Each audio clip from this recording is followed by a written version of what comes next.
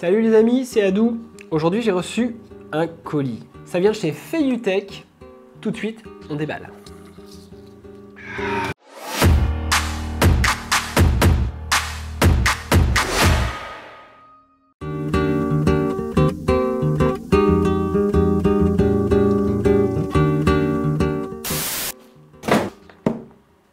Alors il s'agit d'une gimbal qui vient de chez Feiyutech et je suis super content parce que Feiyutech m'a contacté par mail il y a quelques semaines. Ils m'ont dit qu'ils aimaient bien mes vidéos et ils m'ont proposé de tester leur gimbal. Donc ils m'ont demandé dans la gamme qu'est-ce que j'avais envie de tester et moi comme je suis très adepte des GoPro, vous avez pu le voir, j'ai plusieurs vidéos sur la GoPro, des petits tutos. Eh ben, je me suis dit on va tester une gimbal pour la GoPro. Pour la petite histoire, je reviens de 2 trips, plutôt windsurf, et j'avais emmené ma GoPro. Et je me suis rendu compte qu'en voyage, en fait, emmener un gros stabilisateur type Ronin S, une grosse gimbal, ça prend de la place, ça sert pas tant que ça, et ça sert probablement pas beaucoup parce que c'est trop encombrant, et je peux pas l'avoir partout avec moi.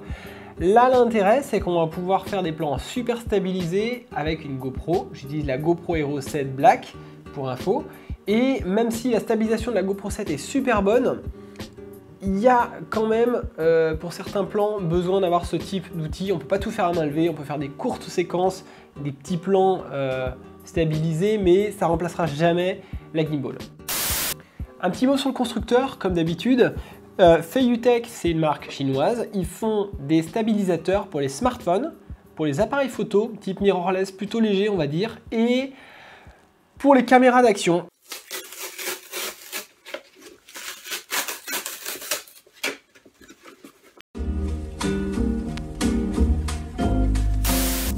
Déjà, premier feeling, petite boîte, c'est pas de la mousse, tu vois, il y a une gimbal que j'ai testée il y a pas longtemps qui est super bien, mais emballage en polystyrène, c'est pas fait pour tenir vraiment dans le temps. Là c'est sympa, t'as une housse, ça protège le truc, ça craint pas l'abrasion, pas mal. Petite notice de mise en place rapide, hello, une petite enveloppe. Ouais d'accord, il t'explique en gros comment tu fixes ta caméra sur la gimbal. Il y a la batterie, visiblement, la gimbal, évidemment, et une petite boîte, je sais pas ce qu'il y a dedans, c'est sans la visserie ça. Câblage, visserie, 2 petites vis, et un petit câble USB, ouais, micro USB quoi, le standard. Et puis j'ai un petit câble aussi USB micro vers USB-C. Gimbal, on va mettre la pile. Plusieurs l'avant, ça se rentre là-dedans, tout bêtement, comme une lampe de poche finalement. Et le petit couvercle se visse. Check, ça c'est ok, c'est tout con. Deuxième étape, chargement. Il est où le port USB? Ah, là. Petite trappe en caoutchouc. Tac. Petit cordon de charge. USB, tu mets n'importe où. C'est parti. Quand tu le mets à charger, tu as un petit indicateur qui t'indique, petit voyant lumineux qui t'indique qu'il est en charge.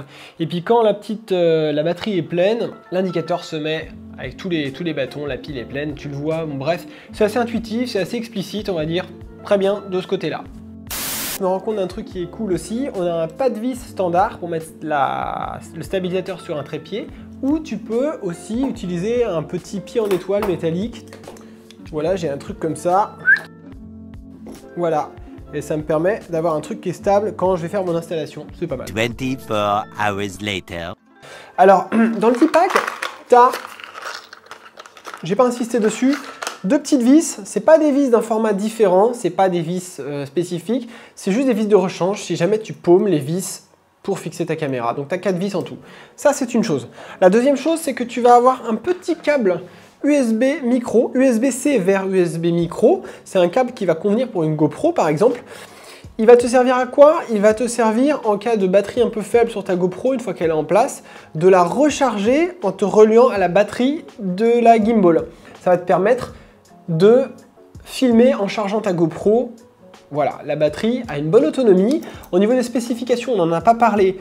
On a une autonomie annoncée de 12 heures. C'est vrai que j'ai joué pas mal avec. Ça n'a pas eu l'air de bouger au niveau de la batterie, donc je pense que c'est excellent. On a une grosse pile à l'intérieur, vous l'avez vu au début de la vidéo. Au niveau de ce petit câble, on regrettera une chose. On ne peut pas utiliser ce câble comme câble de déclenchement de la caméra. C'est-à-dire que si tu veux pouvoir utiliser les boutons de lancement de la caméra, enregistrement, stopper, tu vas devoir impérativement appairer ta GoPro ou ta caméra d'action en Wi-Fi via l'application FeiYu-On. Il y a deux façons de le faire. Soit lentille vers le bas, auquel cas tu vas devoir desserrer l'arceau et la rentrer par l'intérieur. Je trouve ça pas super pratique parce que ça t'oblige à complètement dévisser la petite articulation pour placer ta GoPro à l'intérieur. Voilà, ça nécessitera de dévisser entièrement les vis à chaque fois. Donc ça, c'est la technique number one que je trouve pas top du tout. Elle a un avantage, c'est qu'elle va te permettre de libérer l'accès au bouton de mise sous tension de ta GoPro. La deuxième technique, et là, c'est à mon avis la meilleure, et c'est comme ça qu'il faut mettre ta GoPro, moi je pense. Surtout si tu utilises la GoPro, tu es sur une session par exemple et tu vas utiliser ta GoPro à main levée comme ça et puis tu vas vouloir passer sur des plans stabilisés, c'est de la mettre à l'endroit comme quand tu filmes et là tu vas pouvoir, sans dévisser les vis entièrement, juste en créant un peu en donnant un peu de mou, tu vas pouvoir la glisser et la mettre en position.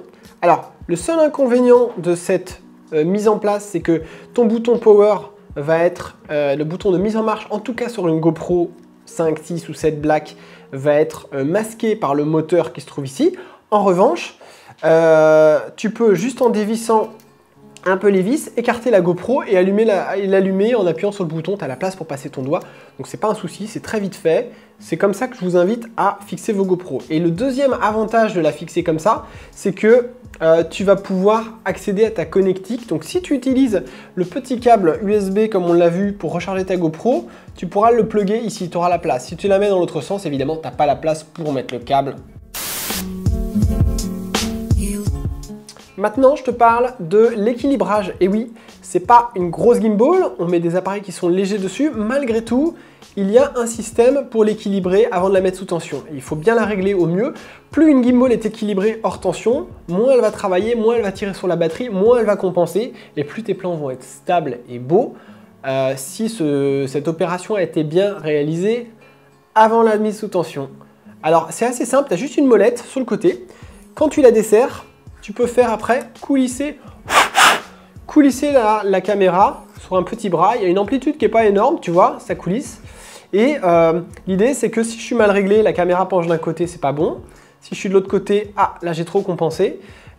L'idée, c'est que la cam soit centrée et que quand tu la laisses au milieu, elle reste en place. Elle ne penche ni vers la gauche, ni vers la droite. Et une fois que ce réglage est fait, tu as juste à serrer la petite vis dans le bon sens. Voilà, c'est bon. Et là, ça bouge plus, elle est équilibrée, je peux la mettre sous tension. C'est assez simple. Tu as un petit bouton derrière, donc bouton on, et je reste appuyé, on fait appuyer dessus, on fait un appui long, et là, on entend un petit bip bip bip, et la caméra s'étalonne et se met droite. On est prêt à l'utiliser. Alors au niveau des boutons, déjà à l'avant, qu'est-ce qu'on a ? On va avoir une petite gâchette qui permet d'aller à gauche ou à droite, qui va servir à incliner la caméra d'un côté ou de l'autre. Je ne suis pas fan de cet effet-là. Il y a une butée au niveau de l'angle. C'est pas comme sur une Ronin S ou une gimbal sur laquelle tu peux faire du 360. Tu as un autre bouton là. Quand je double-clique dessus, la caméra se réinitialise, comme tu peux le voir. Tac, tac, elle se remet horizon droit. Ce bouton va me permettre aussi de locker la caméra. Si j'appuie pas dessus, quand je tourne ma caméra, elle va tourner à gauche. Quand je tourne ma caméra à droite, elle va tourner à droite. Si j'appuie sur ce bouton, c'est comme si je tenais la caméra à la main. Elle tourne exactement, elle reste dans l'axe du manche. Voilà. Alors que de l'autre côté, tu vois, si je bouge à gauche, à droite, elle reste face à l'appareil photo. Là, on tourne, on tourne, on tourne, on tourne. Avec un léger amorti à chaque fois pour avoir un mouvement fluide quand la caméra s'arrête. À l'arrière, on va retrouver en premier le petit écran LCD qui permet d'indiquer ce qui te reste en batterie, qui te permet de voir dans quel mode tu te situes, parce qu'il y a deux modes principaux, on va voir qu'il y en a trois en réalité, mais on va voir comment y accéder après sur le test terrain. Et ça te permet aussi de voir si ta caméra GoPro, par exemple, est appairée avec le stabilisateur. Juste en dessous, on retrouve un petit bouton qui est un joystick. Le joystick va te permettre de faire tourner la caméra à gauche ou à droite, ou en bas, ou en haut. Alors moi je l'ai réglé très lent parce que j'aime bien les mouvements un peu cinématiques, j'aime bien quand il y a beaucoup d'amorti, quand il y a quelque chose de très fluide, pas avoir de mouvements trop sport, je filme plutôt des choses assez lentes. Voilà, et il va te permettre de faire des mouvements même pour du produit. Si tu poses ta caméra là, si tu veux filmer quelque chose qui est statique, un objet, quelque chose, eh bien tu vas pouvoir le faire de manière assez délicate, on va dire précise, donc j'aime bien. Et en dessous de ce bouton joystick, on a le bouton Power qui permet lors d'un appui long de mettre la caméra sous tension, mais qui permet aussi lors d'un appui court de changer de mode. On va avoir deux modes. Le premier mode, qui est un mode de suivi latéral et par contre qui va toujours garder la caméra face à l'horizon, comme tu peux le voir. La caméra reste face à l'horizon, c'est-à-dire que si je pointe vers le ciel, elle ne va pas lever les yeux vers le ciel. Quand j'appuie une fois sur le bouton mode, on passe du mode HF au mode lock. Ben là, on va avoir un mode qui est bloqué latéralement, c'est-à-dire que non seulement la caméra va rester face à l'objectif, mais quand je vais faire des mouvements latéraux, elle va rester aussi face à l'appareil photo. C'est-à-dire que si je veux faire des mouvements type slider, ça va être le mode adapté, le mode lock. Là, quand je tourne à gauche ou à droite, la caméra ne suit plus le mouvement de panning. Elle va rester toujours face à l'appareil photo. Donc deux modes, un mode de suivi et un mode bloqué pour faire plus des mouvements slidés. Voilà. Et il y a un troisième mode qui est, et je vais y venir juste après, le mode qui s'appelle AF. Et ce mode, on y accède en cliquant 4 fois sur le bouton Power. Et là, on a un mouvement de suivi complet, c'est-à-dire que quand je suis comme ça, ma caméra est face à l'appareil photo. Si je lève vers le ciel, elle se met face au ciel. Si je vais vers le bas, elle va vers le bas. Si je vais vers la gauche, elle va vers la gauche. Donc on a le panning et on a la bascule, le tilt vers le haut, vers le bas. On a en gros le mode le plus universel, facile à utiliser. Ce qui est un peu curieux, c'est qu'il faille appuyer 4 fois sur le bouton Power pour accéder à ce mode, alors que le changement des deux autres modes, ce qu'ils appellent le mode HF et le mode Lock, sont accessibles juste d'une pression sur le mode, la touche mode, la touche Power. Voilà. En dessous de ce bouton Power, on termine avec les commandes. Tu as un bouton enregistrer. Alors ce qui est top, c'est qu'une fois que ta caméra est appairée, il faut le faire via l'application. Alors petite précision, j'ai galéré à appairer ma GoPro 7 Black parce que j'avais pas compris une chose, c'est qu'il faut impérativement que la liaison Wi-Fi soit configurée sur ta caméra en 2,4 GHz. Si tu es en 5 GHz, la gimbal via l'application ne trouvera pas la caméra, ne détectera pas le réseau de la caméra lors du paramétrage. Donc on se met en 2,4 GHz, on détecte notre caméra, on arrive à l'appairer très facilement, c'est guidé, il y a des explications. Et après, tu vas pouvoir lancer l'enregistrement en appuyant sur ce bouton, tu as entendu bip, et arrêter. Voilà. Donc, on va pouvoir contrôler sans avoir appuyé sur la caméra. Bien sûr, si tu galères à appairer ta caméra ou si ta caméra n'est pas compatible, tu vas pouvoir bien sûr la lancer avec le bouton. C'est juste que c'est très pratique de pouvoir lancer l'enregistrement à la main en gérant tout sur la gimbal. Et tu as un petit bouton là qui te permet de changer sur ta caméra de mode. Là, je suis en mode photo. Si je clique une fois, je passe en mode time-lapse, ce qu'ils appellent l'hyperlapse maintenant sur la GoPro. Time warp, pardon, je me suis trompé d'expression. Et quand tu rappuies, tu passes en mode vidéo. Donc c'est top, tu peux tout contrôler, tu n'as plus besoin d'aller toucher ta GoPro. Tu peux même contrôler les résolutions en appuyant longtemps dessus. Je ne vais pas rentrer dans les détails des détails. On va faire un petit focus sur l'appli. Quand tu lances l'appli, elle détecte automatiquement ta caméra, ou la première fois tu dois lui indiquer ce que tu as comme matériel, parce qu'il y a plusieurs gimbals, plusieurs appareils qui existent dans la gamme de Feiyu.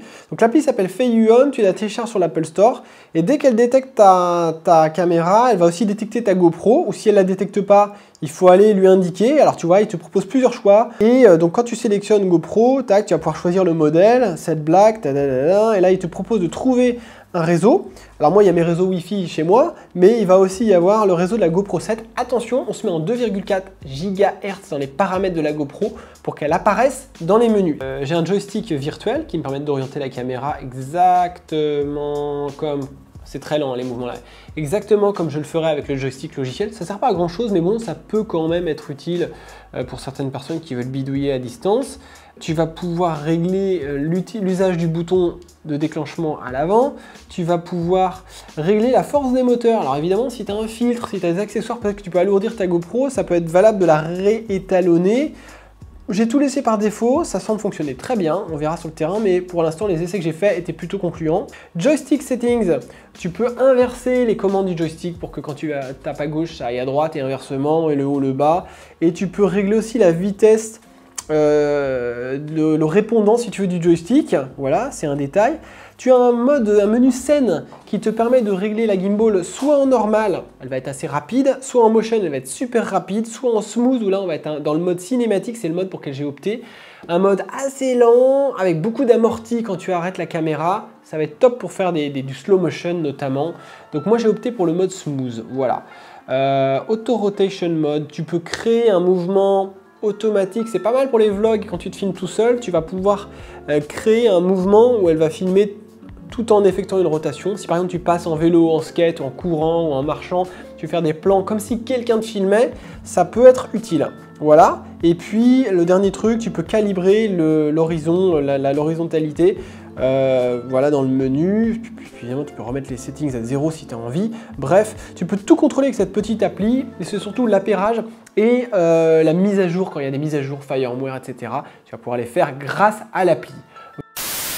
Voilà, je pense qu'on a vu l'essentiel. C'est une petite présentation, un unboxing simplissime, mais efficace, je pense. Vous avez vu la bête sous toutes les coutures. Maintenant, prochaine vidéo, on se retrouve pour un test sur le terrain. N'oubliez pas de vous abonner à la chaîne et cliquez sur la petite cloche pour avoir les notifications des nouvelles vidéos. Et on se retrouve très bientôt. C'était Adou. À plus.